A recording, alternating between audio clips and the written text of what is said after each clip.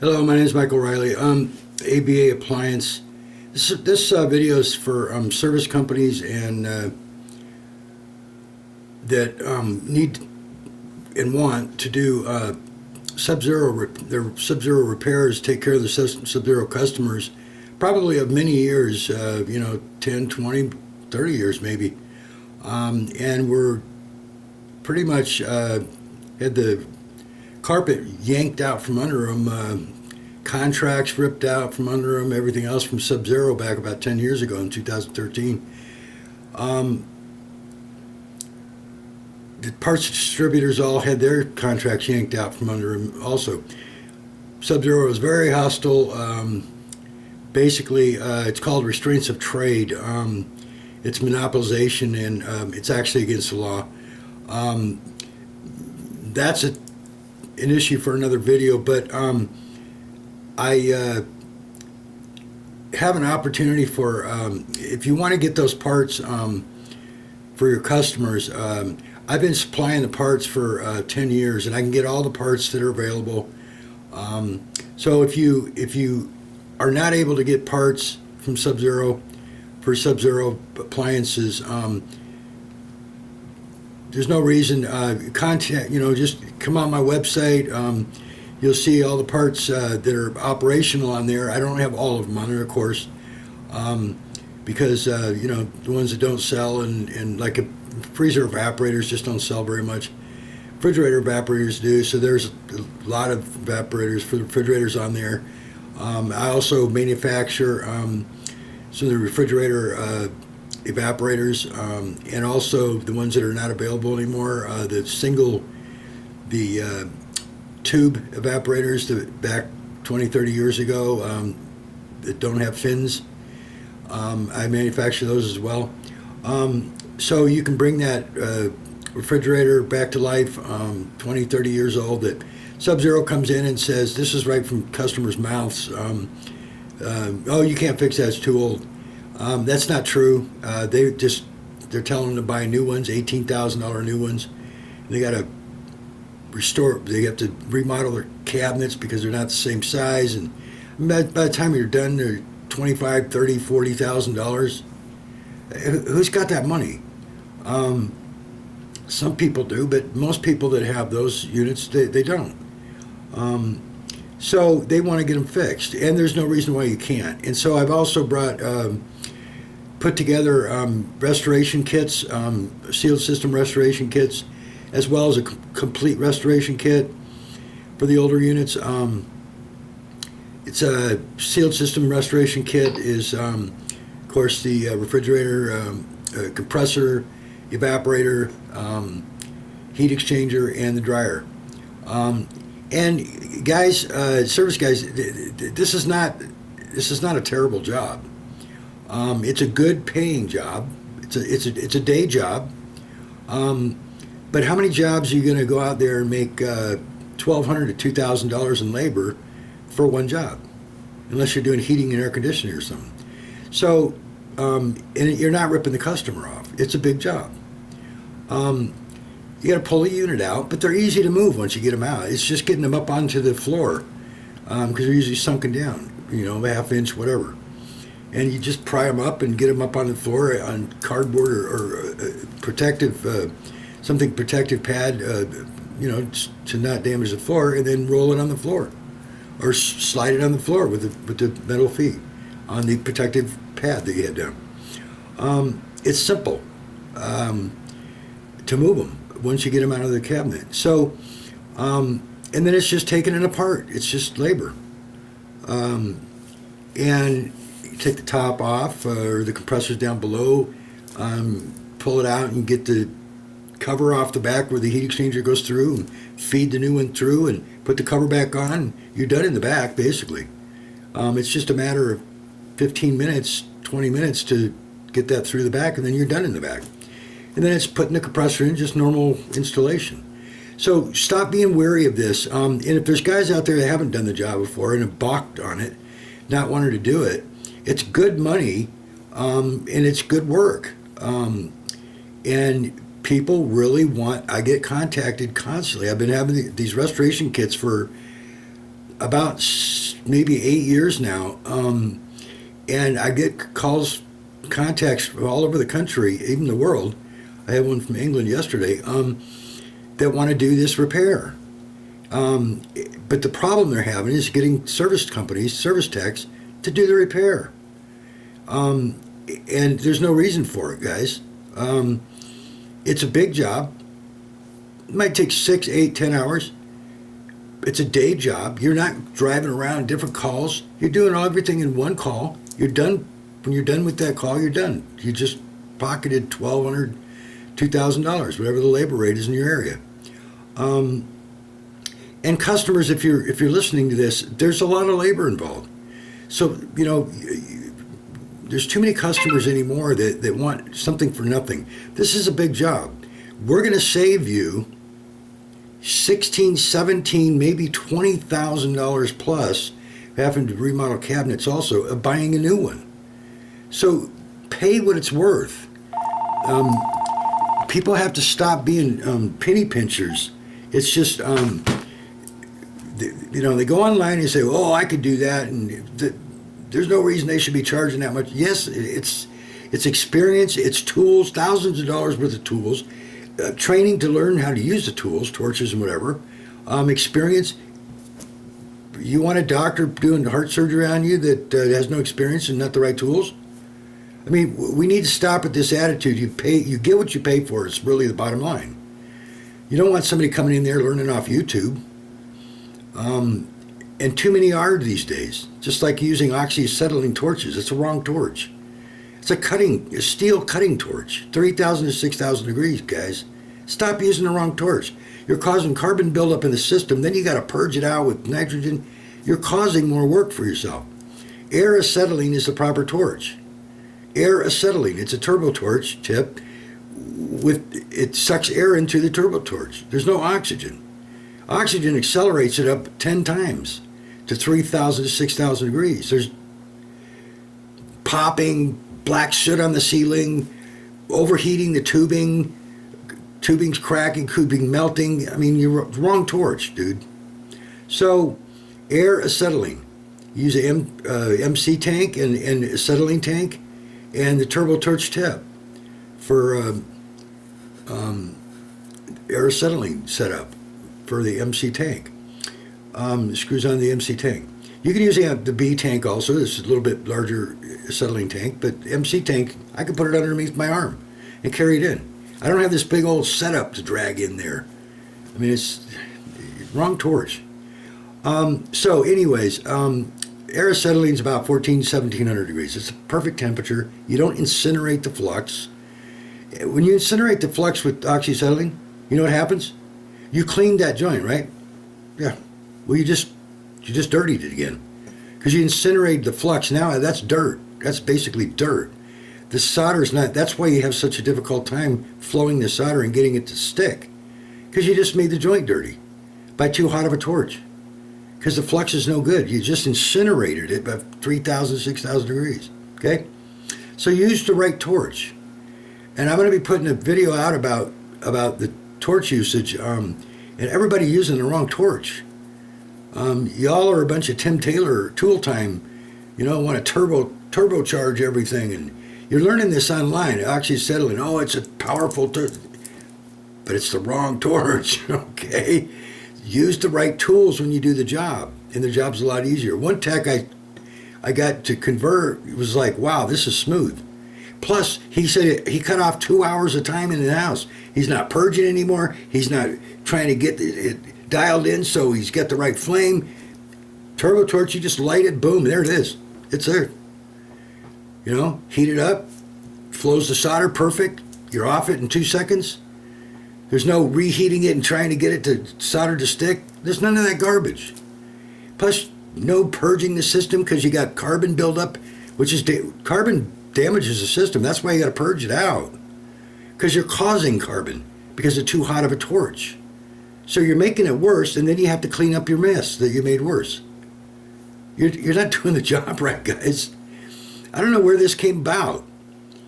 It came about from an attitude that the older guys don't know what they're doing. We got a better way. Just like I'm running into now with these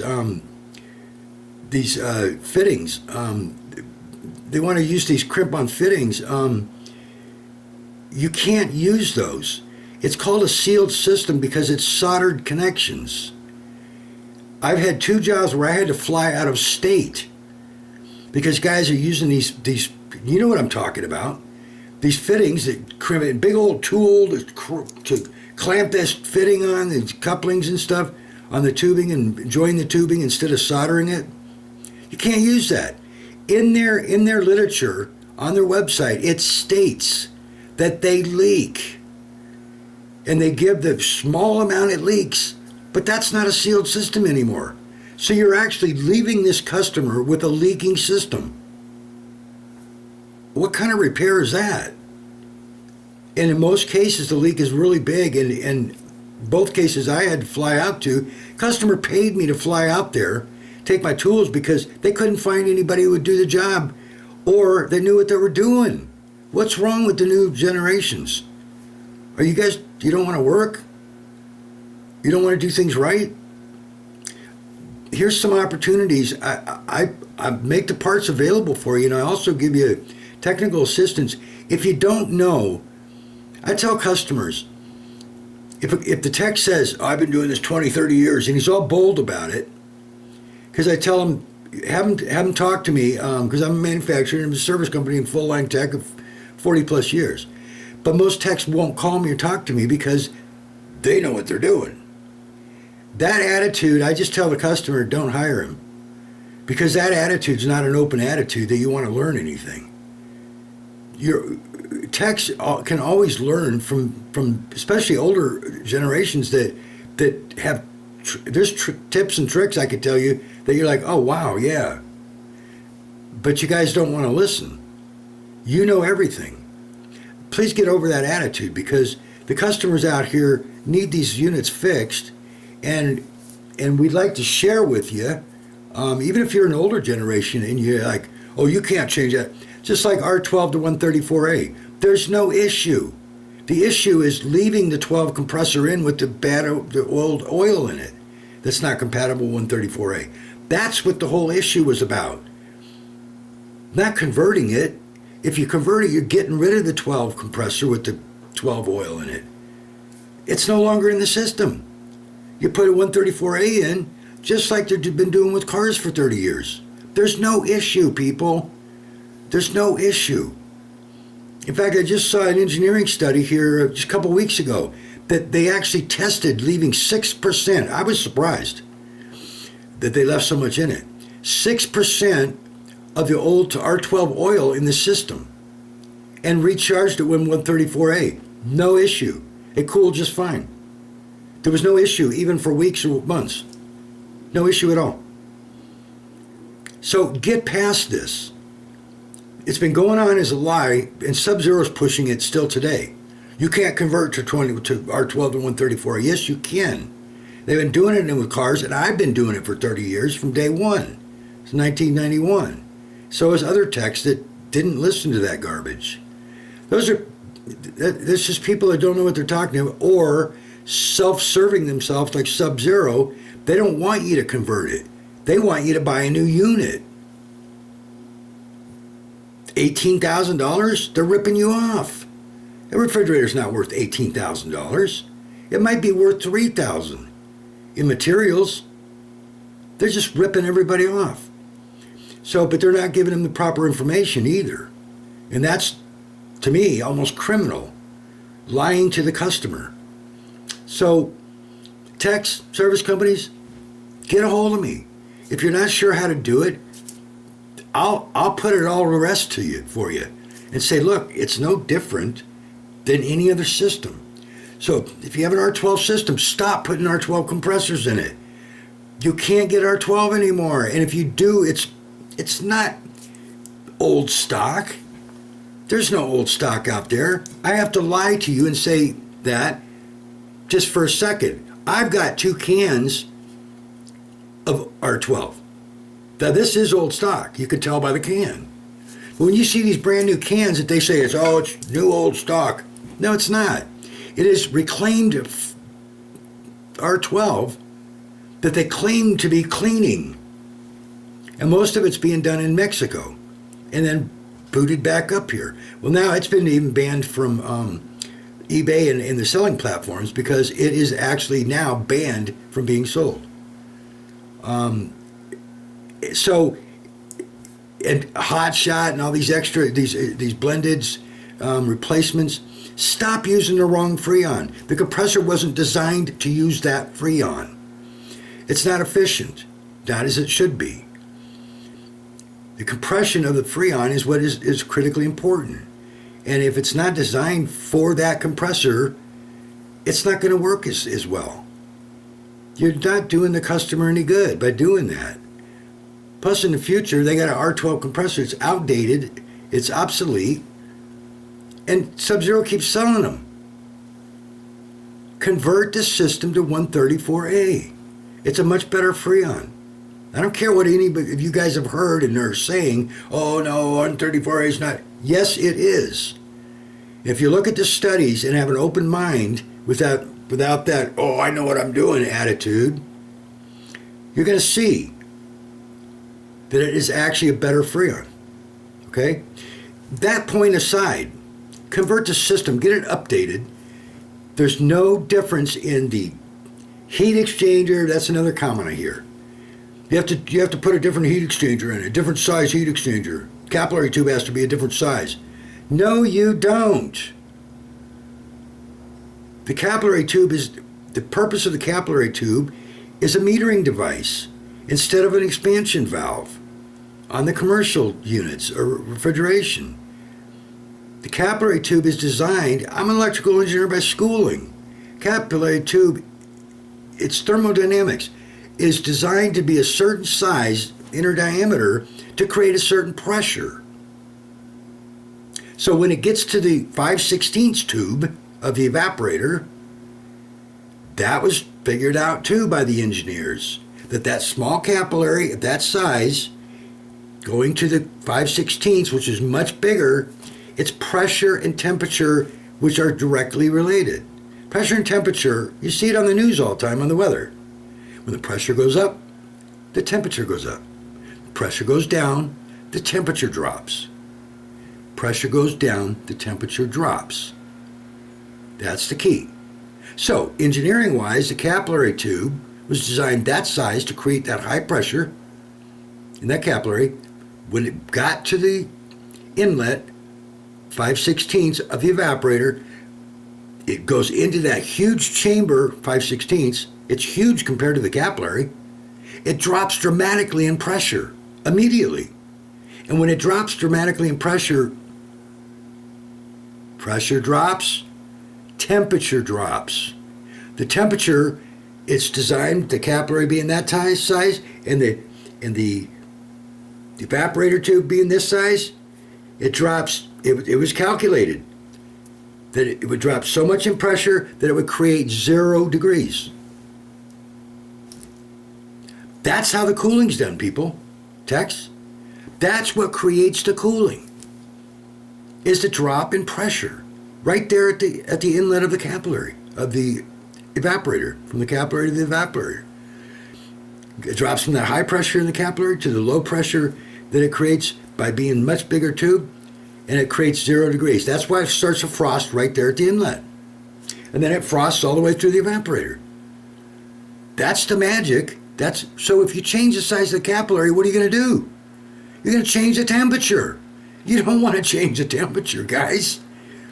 That's already been calculated. It is a constant. It doesn't matter what Freon you're going to put in there. Okay?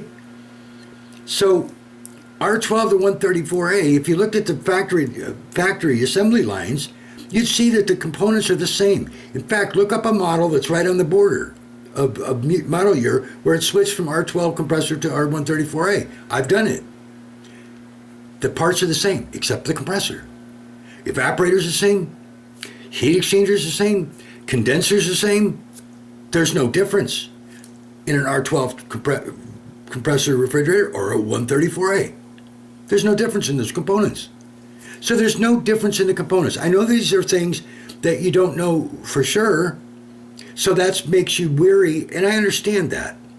But the lies and the misinformation have to stop, because it's keeping guys from doing jobs that they could make a good living. And you're providing the customer with an out of buying a new one for many reasons. Some people don't want to recycle. They want to recycle. They don't want to have to get rid of it, throw it in the landfill, whatever. Okay? Whatever the reason. Or it's financial. You don't have the money. That's the big reason for most people. You don't want to spend $18,000 to $30,000 because you got to remodel the cabinets too. When you can fix your old one and there's nothing wrong with it, is they're stainless and they stay in great shape for 20, 30 years. They do. You all know it because you've seen them. There's some rust down at the bottom sometimes, but you can sand that and repaint it. Okay, so I can supply the parts. Okay, my links will be down in the area below the video to my website and my contact email. And I can also, I'll say this here, give you some other information about, not only do I have the restoration kits, but some other information that'll help you with the SubZeros. But the big thing is, if you have questions about it, just ask. And I'm not going to ever tell you what to do. I'm just going to give you information that I know. Because I don't have that attitude. I know it all. We're always learning, and I've made the mistakes over the years too, and learned from them. And that's what I try to do: share that with other techs. I'll just put it that way, so that they can get past those hurdles and start helping the customers. There's a lot of times a customer says, "Yeah, he said he doesn't work on SubZeros," and I just shake my head because I know why. Because they don't know exactly how it works, and they haven't worked on one before. Don't hesitate. Contact me. I'm going to put all those worries to rest. There's no difference. And I'll tell you the differences, slight differences, that you have to be concerned about, and pressures and that kind of thing, so that there's no issues. I give a lot of free support. If I sell parts to you, I usually give free support. That's support of installation and everything. Because I'm not just a parts guy. I've actually done the jobs, and I've done them, and I have a training company. I've trained techs for about 20 years, coming in all over the world. I train techs one at a time, and I do it on the job, not in the classroom. That's garbage. I do it on the job, so they can actually put their hands on what we're doing, and learn. And then they go out and start their own business when they go back home. Almost every single one of them that I've trained. So it's just learning the right way to do things, and it's not learned by YouTube. I'm sorry. There's too much bad information on YouTube. That's not to say YouTube doesn't have some good information. I've got videos on there too, and there's other people that have really good information.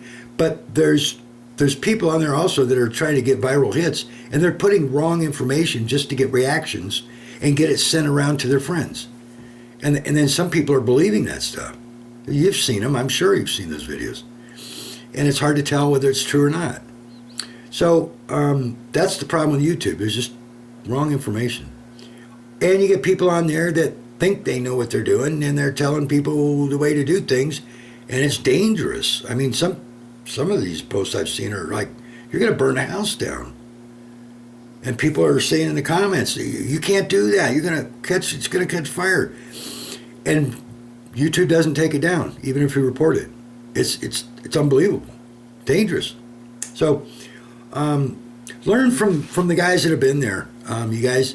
And the best ones that I've ever dealt with are those that are just open to learning. Because you don't know, just like I always was. That's why I learned as much as I could.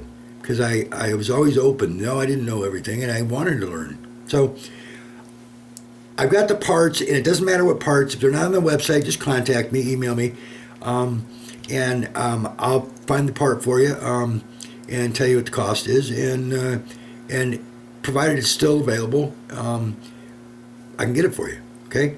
So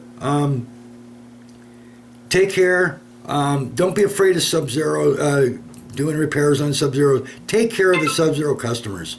They deserve it. They've overpaid. They've been ripped off by SubZero service techs. That's all over the internet. It's not me saying it. The reviews are horrible. And that was the accusation of SubZero, is that independent service companies were ripping off customers. Sorry, it's not us. It was you, and it is you now. Ask the customers and look online. The reviews are there. Outrageous charges that these SubZero techs are ripping customers off with. And these are customer statements, not mine. I was in a customer's house, personal example, in Rancho Santa Fe, $30, $50 million homes. And I said to the guy, I said, well, who's in the kitchen? Because he was a longtime customer. And he wouldn't call anybody else but me because I never ripped him off. That reputation, by the way, gets around in those communities, techs. If you go and rip the customer off, they send emails to all, there's a community email, and they let everybody to don't contact this service company. So you're doing yourself wrong by doing that. You're only going to do one customer, and they're going to tell everybody else. So if with the customer that I was at, he says, yeah, it's a SubZero guy. He's working on my refrigerator. I said, what's he doing? He said, put 2 gaskets on. I said, how much? He said, $680. I said, what? Are you kidding? I said, don't call him anymore. He's ripping you off. It should be like a $300 repair. It's like over twice what it should be. This is a real example. And this is what's online in reviews. This is what they're doing. They're ripping him off. And then they're accusing all the independents. We're the ones that are doing it, but they're doing it. So anyways, that's, like I say, another video for another time. But get a hold of me. Technical knowledge. If you have a repair that you're not quite sure, you've been fighting with it and you can't get it fixed, contact me. I'm excellent on those, and I'll get it resolved for you. I'll walk you right through it, okay, step by step. And that's confidence. It's not boldness. I'm really good at that kind of problem calls. I understand the system inside and out is why I'm able to do that. So I can almost see inside there when you're telling me certain things, and tell you where to go to do what. And then we'll do tests and everything else. But I can walk you through and we can get it resolved. I guarantee you. Just be patient. We'll get through it. That's what I'll say up front. Because guys get impatient, and that's another reason why they give up. Because they're just like, they don't know exactly what's going on, and I do. So I can make it really clear, crystal clear for you. And you won't forever forget it after that. Okay? So I look forward to talking to the techs and service companies. If you need parts, get a hold of me, and we'll get your customer service back to your SubZero customers that you've been having a difficult time going on Amazon and eBay and everywhere else trying to get parts one at a time. I can supply you with all of them. Okay? So take care. Once again, it's Michael Riley. It's ABA Appliance, and I look forward to hearing from as many of you as possible. Okay? Take care. Thanks.